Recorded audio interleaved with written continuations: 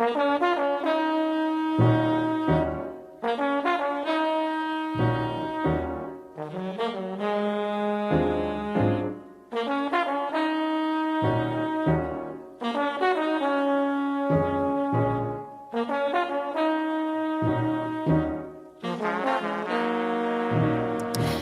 afternoon. Welcome to TUYAIOUT Radio on CIUT 89.5 FM. I'm Nicole Inica Hamilton, back to open up with you about the latest on the dance scene and the heart of what moves us. Happy New Year, everyone. I'm sending you all the love and light as we enter into 2025. Thank you for joining us for today's program. Well, my guest today has been known to say that she studies and teaches dance as culture. Coming up on the broadcast, Toronto-based ballet teacher, dance educator, and researcher, Tanya Berg is in the house and will be joining me to discuss the latest publication of Arts-Based Pedagogies, integrating culturally relevant creative processes in K-12 education. So stay tuned and stay locked in right here to CIUT 89.5 FM. We're going to take a break and be right back with Tanya Berg.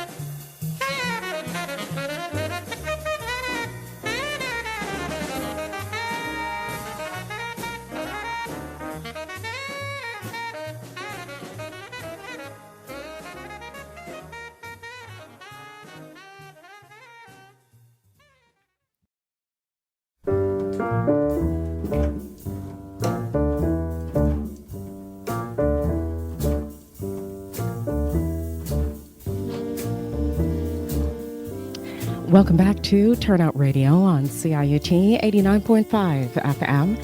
I'm Nicole Inica Hamilton. My guest today, Tanya Berg, is a Toronto-based ballet teacher, dance educator, and researcher. She holds a PhD in dance studies from York University and is a graduate of Canada's National Ballet School Teacher Training Program. Now, Tanya currently teaches in the Faculty of Education and the Theatre, Dance, and Performance Department at York University, as well as in the Faculty of Kinesiology at the University of Toronto. She is the chair of DASI Canada, a chapter of Dance and the Child International. Tanya has presented her research at many international conferences organized by renowned associations, of which she remains an active member. Her publications can be found in journals including Research in Dance Education, Journal of Dance Education, University of Toronto Quarterly, and Theatre Research in Canada, as well as in the anthologies Ethical Dilemmas in Dance Education Case Studies on Humanizing Dance Pedagogy, and the Oxford Handbook of Ballet Pedagogy, which is forthcoming. Please join me in welcoming to the show Tanya Berg. Tanya, welcome to TUYAIOUT Radio. How are you doing? Hello, Nicole. Happy New Year. I'm doing very well. I'm so thrilled to be here chatting with you today. Well, I'm thrilled to have you here as well. Happy New Year, Tanya. So wonderful to have you on the show. It's been some time since we had an opportunity to sit down and chat.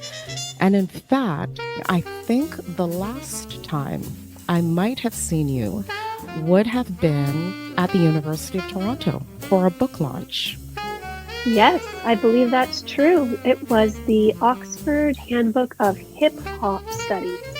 We went to that book launch at University of Toronto Hart House in the music room, And we had such a good conversation with so many dancers, educators, teachers in that space that day. I remember very clearly. Oh, it was a wonderful, wonderful time indeed. And I think we're due, Tanya Berg. We're due. Absolutely. So tell me, how have you been doing and how were your holidays? Well, actually, I'm doing very well. I'm feeling very blessed to come back to another term at the universities. And the holidays were really special this year for a couple of reasons. Mostly because I went through, I guess you could say, a bit of a life transition in the fall. My daughter, who is 18 years old, moved all the way out to Vancouver. And as you mentioned, I'm based here in Toronto. So we got to have her back here over the holidays. And it just kind of made things feel a little more, I don't know if it's memorable or if perhaps I just felt like I needed to cherish those moments a little bit more, because I had felt what it felt like to have an empty room where she normally was, and then that room got to be filled up again over the holidays. So first year students back, I'm sure, can relate to that feeling of having a full house again. Oh, how lovely that must have been. And I've had the pleasure of meeting your family before. So the cherishing, I think, is so precious when you can all come together and celebrate those wonderful moments together. And so she's back off to school then. Back off to school, yes, which of course is bittersweet because she was quite excited to get back to her newfound life out there and her program and her friends. And it's nice because we all also get to go back to school and work. My son is 16, so he's back to 11, and so it's a nice transition for all of us, I think, to come back and feel excited again about a new term. Well, please wish your family Happy New Year for me. I look forward to hopefully seeing them all again soon. And as we enter into the new year, lots to talk about, including your book, which we will discuss in a short bit. But one of the things that I would like to come back to is the quote that I shared at the top of our show, that you've been known to say that you study and teach dance as culture. Talk to us about that quote. Yes, well, that actually it did end up in the book after some reflection, because I used to tell people that I had a PhD in dance studies, and they would say, "Wow, you must be in great shape. You must dance all the time."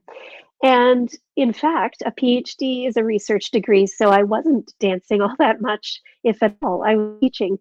So I started to say, oh, it's akin to cultural studies, but that didn't quite feel right. So I sort of made this phrase, and dance as culture felt more right to me, because any style of dance, I'm primarily a ballet teacher, and ballet has a culture, it has a history. And so people tend to see ballet maybe as not having that history, but is a European, Eurocentric dance form. And it does have a history. And as we get talking about the book, obviously we've added in many different authors into this book who also teach dance and different forms of dance. And so I began saying that as a way to describe what I did, and then I realized that it actually has so many more layers to it. Tell me a little bit more about those layers, Tanya. I'd love to explore that more, the layers that you speak of. So, in researching, you find that is nuance in every form of dance, whether you think of it as a quote unquote universal form of dance, which doesn't exactly describe any of our dance forms, or whether you think of it as a quote unquote world dance style, which we are really trying to get away from differentiating in that way. So I was trying to bring together all different worlds of dance, meaning I was teaching in a dance studio, a private dance studio. I was teaching in a community center, and I was teaching at university. So saying that I was siloing myself into these Western dance forms was not really what I wanted to do. So I encouraged people that were asking me what I was doing to look at dance as culture as opposed to as these sort of silos in which we tend to describe dance forms. I appreciate the deconstructing of the silos component. Yes, exactly. So I suggested that if we took the word dance and we said, I teach dance as culture, but I can also teach art as culture. And so as I began to work with students in the education program, I started to have them see that teaching art in their classrooms was not siloed into these sort of Western ways of thinking about art, but that we were able to bring art into the classroom as a way of accessing the current curriculum in a different way. Now, I've had the great pleasure of witnessing your approach and the conversations that you're having in classrooms as one of your guest teachers at the University of Toronto. Talk to us a little bit more about the construct of your teaching approach in classroom spaces. Yes, I do have the pleasure of teaching both a lecture and a studio session with the University of Toronto students. And so I get to, as you said, to use your word, deconstruct some of their notions about dance, the word dance. And so one of the first lessons that we have is that the word dance does not mean the same thing to everybody, so that we must be very careful about using the term Western concert dance when we're referring to things such as a studio practice with tap and jazz and ballet. It would be Western concert dance, and it has been Westernized. And so one of the things I start with is talking about the history of jazz dance, which I know you can appreciate in your field, because we talk about how some of these dancers have gone through their whole lives and never actually realized the roots of jazz dance. And so this is how I start to, as I said, deconstruct their ideas, their preconceived notions of dance. And I just put it straight out there and I say that the idea that ballet there's a false hierarchy that is perpetuated, of course, by the inherent white supremacy that happens in these systems that are set, in that ballet somehow has ended up as the top of this hierarchy, which is false, and that it is not the basis for quote unquote all of the dance that these students learn. And so there is a lot of unlearning to be done about some of these notions in the Western education system. I'm very lucky to be working with adults. So I have to say this first off, is that when I do this, I'm speaking to students who are in their university careers. So they have a different sense of being able to read the material that I give them. So I often will start out with the history of jazz coming from African roots, talking about the rhythms and talking about the actual roots of jazz dance, as opposed to beginning with ballet. And then when I do get into ballet, and this is coming back to the quote, teaching dance as culture, I'm very clear that it came from the high courts, and that is how it has that hierarchy involved with it, and that whiteness and that Eurocentrism. And then it was, of course, disseminated through colonialism. So this hierarchy has been perpetuated for many years, I would say 200 years, stemming from the court of Louis XIV. So that is where we start with my university students, because they are able to do those readings and understand that ballet has a racism problem and that it is going to need to be spoken about as we move forward. You have certainly come and add a wonderful dimension to the course at U of T, and also our good friend Ron Roberts-Smith has come to teach jazz dance, which is one of her specialties as well. And so it's so important that the students hear from people who have so much lived experience and embodied experience. And that is, again, how I found the authors for the book, was looking for diverse voices and looking for different lived experiences that I could bring in as authentic, with their authentic experience. And I feel like I'm not coming at this as, you know, the expert on this book. It's actually a complete group effort. It's a collaboration, and each person, and again, the people that I bring into the studio as well, just add so much to the projects. You're listening to Turnout Radio on CIUT 89.5 FM.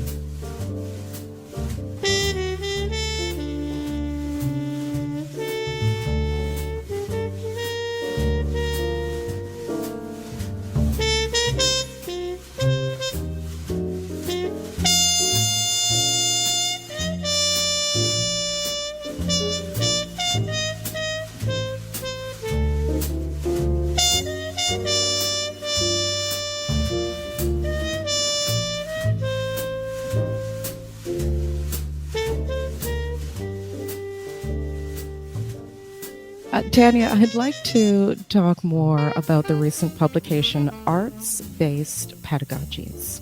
The publication explores the transformative potential of creative learning through the implementation of arts integration in K-12 classrooms.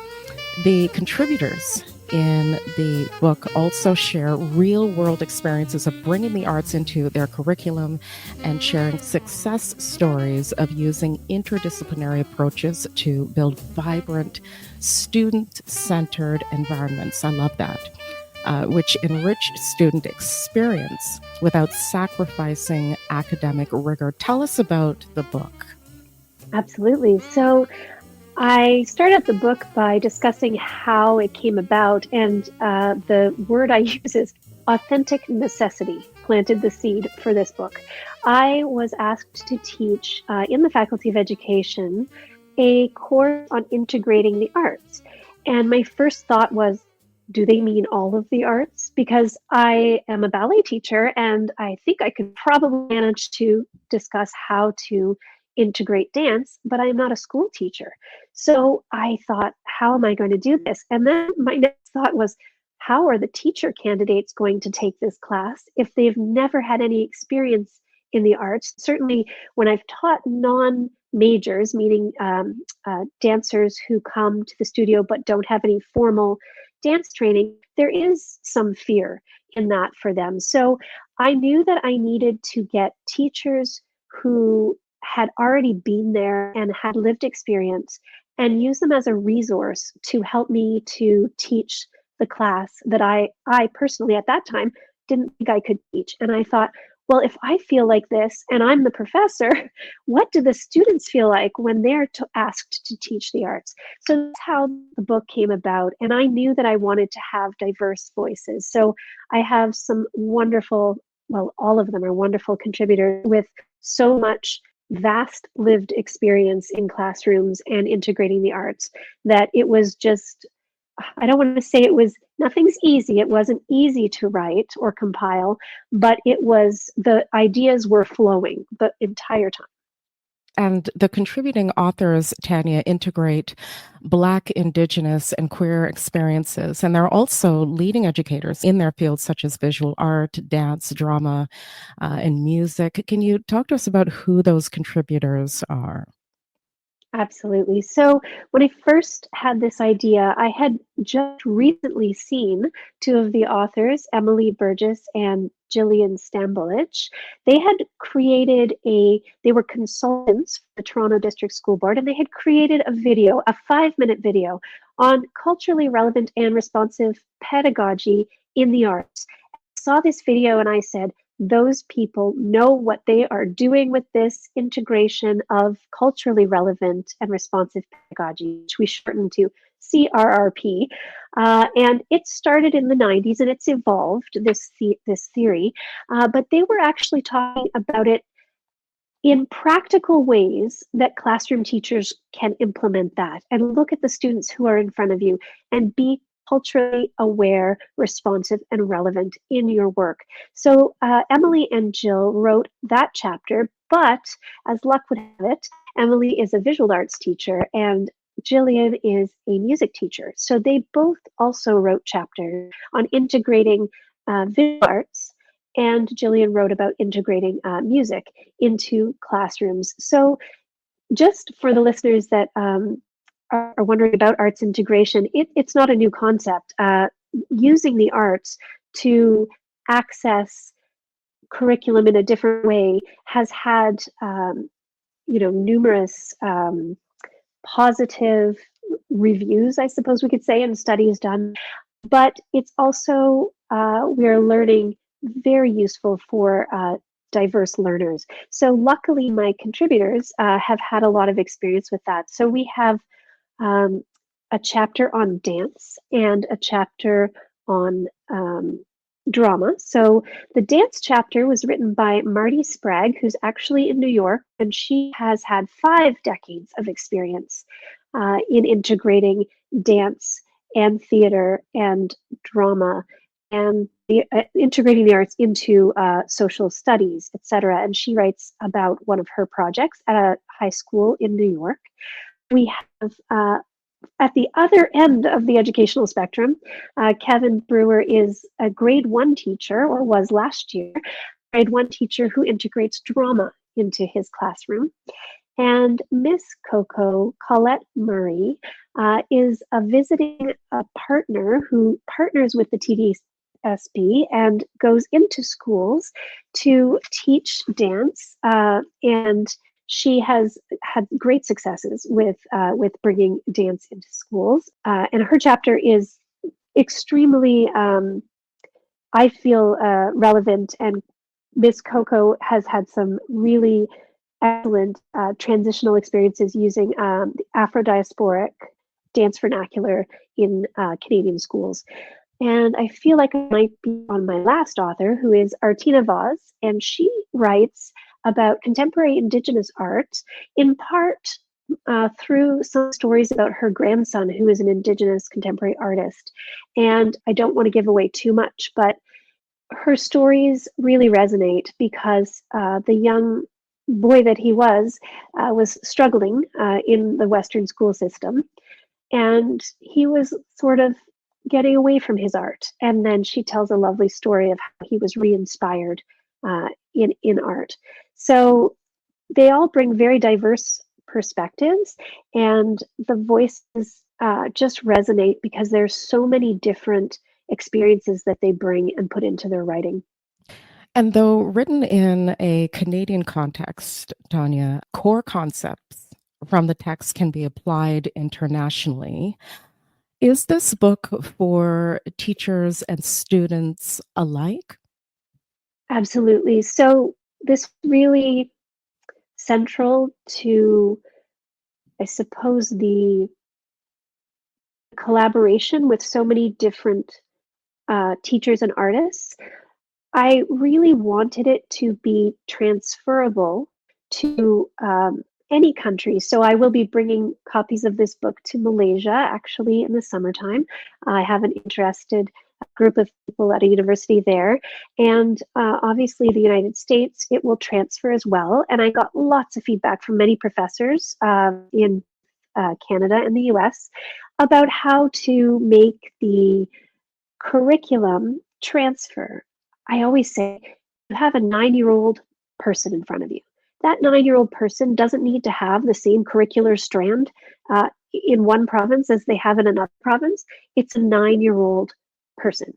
So humanizing that pedagogy and saying, we're looking at people in classrooms and we can use material. It doesn't matter if it exactly fits with the curriculum in your state or in your province or in your country, but it is about the children. They're all children. It's K to 12. So they are all able to access knowledge in different ways. And that was the bottom line, was that it's transferable. The humanizing pedagogy resonates with me. Yes, for sure. And uh, that was the impetus for starting with the culturally relevant and responsive pedagogy chapter. It's chapter 2. It's right off the bat because the this is such a central pedagogical approach going forward, looking at our diverse classrooms, and not only diverse in terms of culture or background, but also diverse in terms of learning styles. Not everybody learns sitting in that desk with a pencil and a paper. So that is where the arts can really have their biggest impact, is that we can perhaps reach students who maybe wouldn't have excelled at that concept if it were taught in a traditional way, a traditional colonial school system way. So being in the arts and bringing in opportunities for the students to share their own backgrounds, their own life lived experiences and life experience is something that is central to moving forward in our classrooms. Now, merging theory and practice was important to you. Can you talk to us about why? Yes, absolutely. So I got this question many times as I was developing this book. Is it theoretical or is it practical? And for me, it just seemed like everything that is practical is theoretical, and everything that is theoretical is practical. And I think it comes from the embodiment of dance. So I come at everything from an embodied perspective. And so to separate this idea that there is theory about teaching, and then there is the teaching, and then there is embodiment, which we do in a studio or a gym. So it was very central to the project that we realized that every type of learning is embodied. And so the arts facilitate that. The other thing that I will add is that when I teach this work to teacher candidates, they often come in quite worried that they are not going to have a certain level of art experience. And what is really, coming back to your point about humanizing the pedagogy, what is really central to this work is that you do not have to be an expert. You are simply facilitating learning, and you are facilitating the arts. So you do not need to be an expert in dance or in visual arts or in drama or in music. You can facilitate learning through the arts without being a quote unquote expert. More with Tanya Berg coming up after this.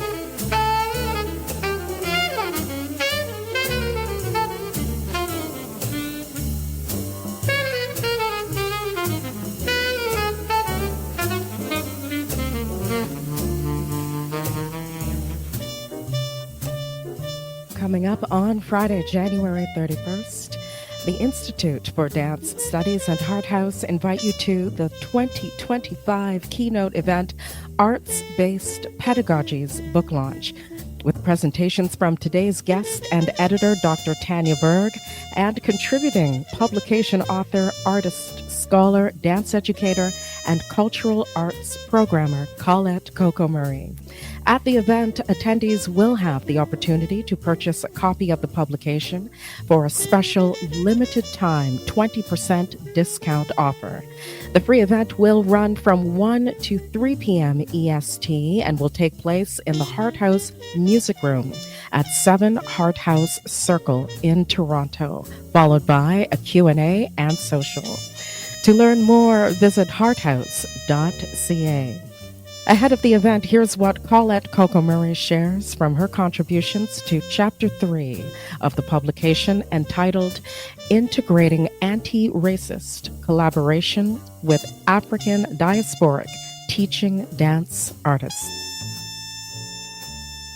The integration of creative epistemologies from diverse cultures and communities across African and Caribbean regions into educational frameworks in Canadian primary schools is burgeoning with the idea of cultural art educators guest teaching in Canadian schools today. My conscientious approach is an intentional response to educating diverse student communities to see the contributions in cultural dance education and value its content on the same level as Euro-Western dance styles. My graduate research identified that anti-Black racism pervades cultural arts curricula in Ontario, and that improving relationships between Black teaching artists and Canadian schools is a necessary part of the arts integration process. That was Colette Coco Murray. Coming up next, more with Tanya Berg.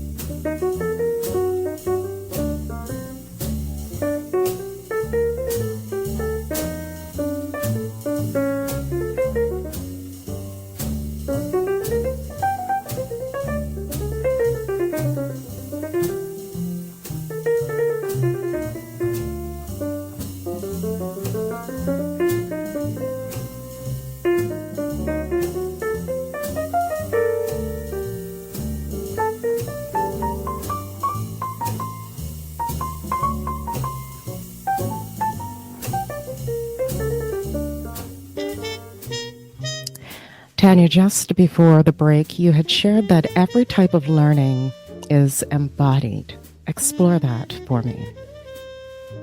Absolutely. So, as we find in many schools, we find that the sit, watch, repeat, listen doesn't reach all of our learners. And so as we educate students, we teach them to sit still, and observe.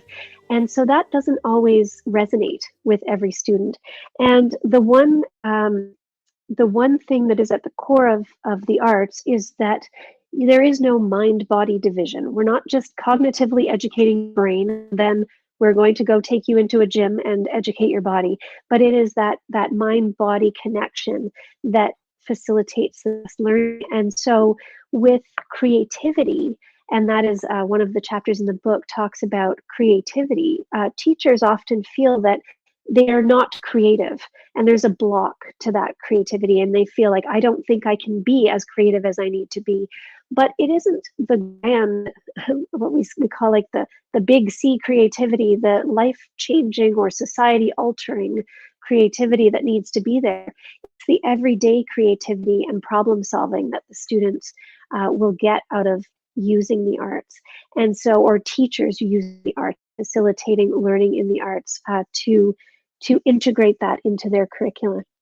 So the idea of embodiment is something very, very close to our hearts as dancers, but it's something that perhaps your local math teacher might not feel that their subject is embodied, but of course it is. And so I had some wonderful examples of arts integration in the math classroom, whether it be music or dance or drama from many of these teachers. So the idea that the mind and body are separate is something we really need to get away from, and we need to stop educating the students out of their creative capacities and instead realize that the arts are a way into that curriculum for many students. When you consider embodiment and what you had shared with regards to every type of learning being embodied, are there particular practices that you have implemented into your approach to teaching and your creation practices outside of the classroom? Yes, yeah, for sure. And one of them, and I think that this will resonate with many, not only artists, but teachers and even students, is collaboration. So once you are in a group, whether it's as a student or as a teacher, or a teacher with your students, the way in which we interact, our social interaction, our primary experiences that happen when we are first expressing ideas, creativity, learning with the people around us. So those initial experiences tend to foster more nuanced, more multidimensional, because you have more voices. So for me, collaboration, as you can tell by my by the book that is not my book, it is the book actually of the authors. It is a collaboration. I was lucky enough to see the project in its entirety and then have these amazing collaborators. So for me, I think the answer to your question is absolutely communication with peers, colleagues, students, my children, and that is definitely one way in which I embody the material that I am producing. And it definitely allows for considerations, perspectives, understandings, and ways of being, ways of understanding to come to the table and into the conversation when that collaboration occurs. Absolutely. And the lived experience that someone brings to that conversation cannot be understated, because we all have such varying perspectives. And so to see or to hear from another person, to see their perspective, hear what they have to say, it just enriches the experience, the creative experience. Yes, indeed. Well, Tanya, we are coming to a close of our interview today, but I do want to take some time to make mention of the book launch. Absolutely. So the launch is co-hosted by the Institute for Dance Studies at the University of Toronto, led by Dr. Seika Boy. And it is co-hosted with Heart House, and it will be in the music room on January 31st, as you mentioned. And there are links and QR codes to get there, but perhaps the easiest would be to go to the Heart House website, and there will be an events page, and they will have a registration there for the event. And one of my authors who we were discussing earlier, Colette Murray, Miss Coco from the Coco Collective, will be there, and we will do some West African dancing as well to round out the book launch. I'm thrilled to say that 6 of the authors will be attending. We will have faces to names, and we will be able to ask them questions, and they will be able to give lived experience in the first person. Excellent, Tanya. And the launch can again be found at hearthouse.ca. For our audience members, that's HARTHOUSE.ca. And when there, folks can do a search for Arts-Based Pedagogies book launch. We'll also have that link available at turnoutradio.com following the broadcast. Tanya, it has been such a pleasure to have you on the show today. Thank you for sitting down with me. Thank you so much, Nicole. It was such a pleasure. Truly a pleasure. And I'm looking forward to not only seeing you at the launch, but having more opportunities to sit down with you in 2025. Thanks again, Tanya. Much appreciated. Thank you, Nicole.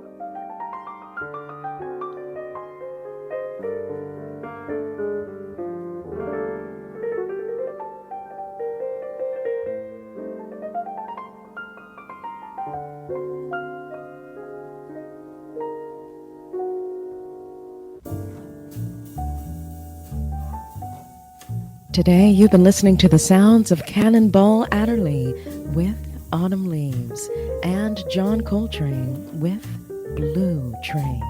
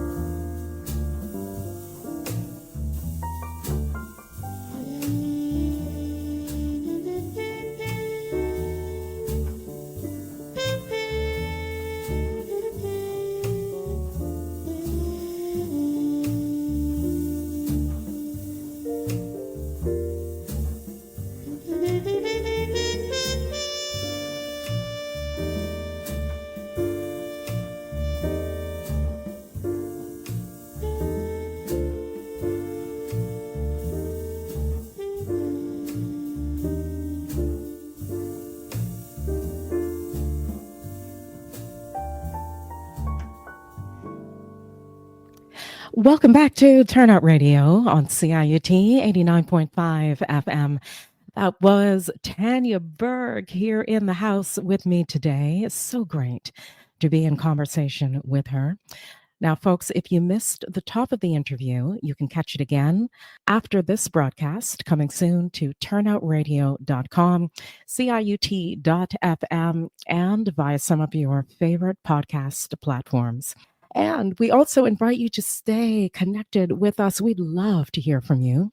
Email us at turnoutradio@ciut.fm to reach our production team, and visit our website to access and follow us on Facebook, Twitter, and Instagram.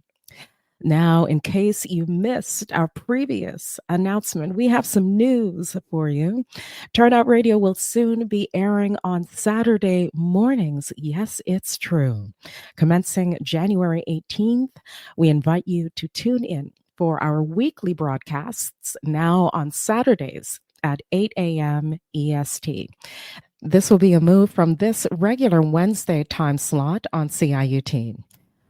Following today's episode, be sure to set your clocks and join us for our next episode and our first ever Saturday morning show, again on January 18th.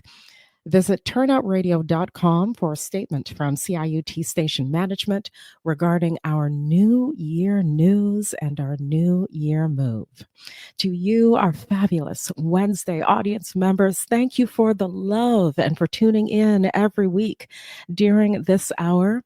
We look forward to having you join us now on Saturday mornings, again commencing January 18th. This brings us to a close of today's program. Join us again next week for more of Turnout Radio right here on CIUT 89.5 FM. I'm Nicole Inica Hamilton. I hope your week finds you turning out to dance.